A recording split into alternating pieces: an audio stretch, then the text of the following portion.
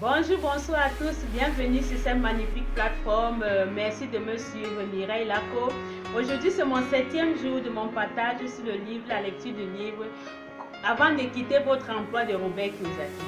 Dans la lecture aujourd'hui, je retiens que avant de lancer mon entreprise, je le conçois bien avant, longtemps avant dans mon esprit.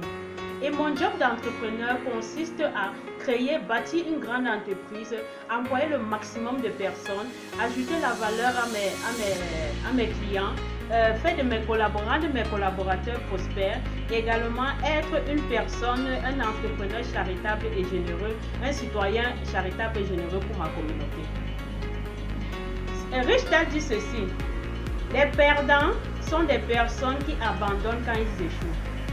Mais les gagnants sont des personnes qui échouent jusqu'à ce qu'ils réussissent. En fait, le monde est rempli de beaucoup d'employés qui rêvent de lancer dans l'entrepreneuriat. Très souvent, ils sont assis derrière leur bureau avec les gros titres, avec leur salaire très élevé et rêvent un jour d'être entrepreneurs. Mais ils ont aussi les excuses telles que quand mes enfants seront grands, je vais d'abord rentrer à l'école après j'irai me lancer dans l'entrepreneuriat. Ou alors, quand j'aurai assez d'économies, je vais me lancer dans l'entrepreneuriat. Très souvent, ces personnes ne franchissent pas le pas et ils demeurent employés toute leur vie. Il est également important pour moi de savoir le genre d'entrepreneur que je veux être. Parce que entrepreneur est un mot qui signifie différentes choses pour différentes personnes. Et il y a, par exemple, les entrepreneurs riches, les entrepreneurs pauvres, les entrepreneurs honnêtes et les entrepreneurs escrocs, les entrepreneurs sains et les entrepreneurs qui sont des anges et les entrepreneurs malhonnêtes. On a aussi les entrepreneurs à but lucratif et non lucratif, des entrepreneurs nationaux et les entrepreneurs internationaux. Selon le cadran du cash flow, il y a 4 sources dont on reçoit mes revenus dans la vie active. Je peux recevoir mes revenus en étant employé, en étant travailleur autonome ou en étant investisseur ou en étant propriétaire d'entreprise.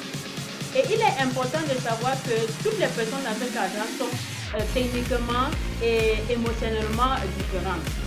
C'est comme ça que l'employé, peu importe qu'il soit ouvrier ou bien PDG, ils ont tous la même inquiétude, à savoir trouver un emploi sécurisé.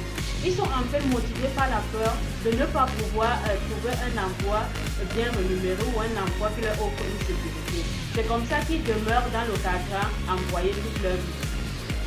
Et le changement de cadran demande également une acquisition de talent, également des capacités à pouvoir surmonter les challenges ou les défis émotionnels. C'est comme ça qu'on retrouve le travailleur indépendant.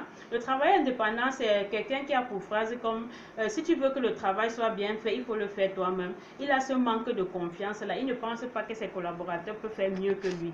On a le propriétaire d'entreprise qui recherche les employés qualifiés pour en fait faire un travail ou bien mettre en place un système qui va lui permettre de faire le boulot. Et c'est comme ça qu'il peut développer son entreprise partout dans le monde pendant que le travailleur autonome reste dans la même localité.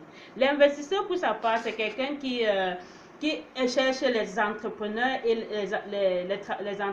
et puis les travailleurs autonomes super qualifiés pour prendre soin de son argent et les fructifier.